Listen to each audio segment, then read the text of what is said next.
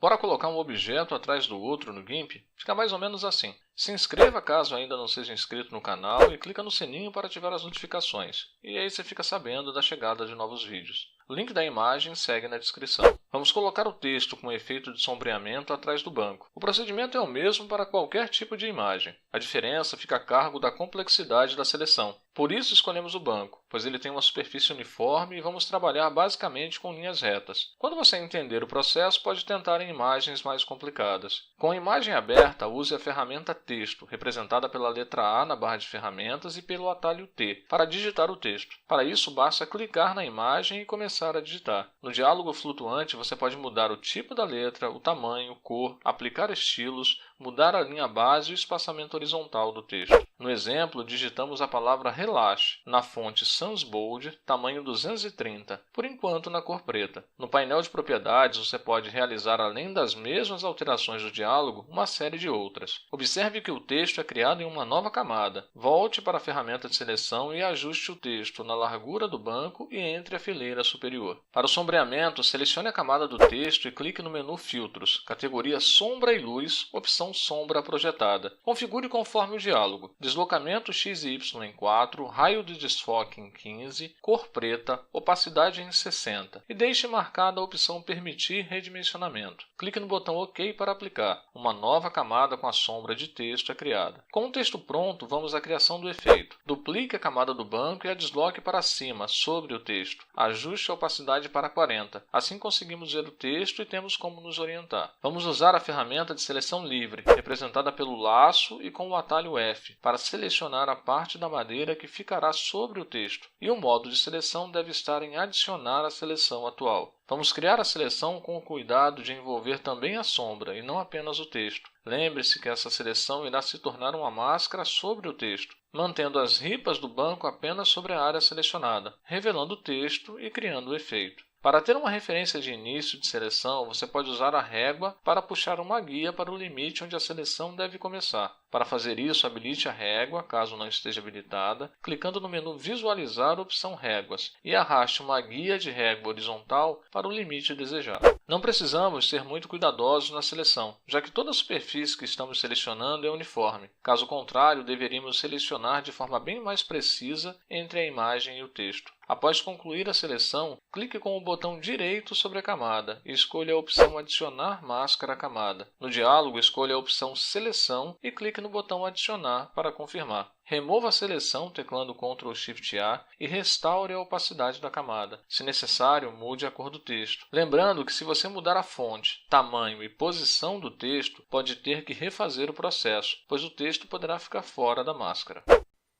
É isso aí. Não esquece de curtir e compartilhar o vídeo, de assinar o canal para saber das novidades e deixar suas críticas e sugestões nos comentários. Aproveita e segue a gente nas redes sociais. Até a próxima!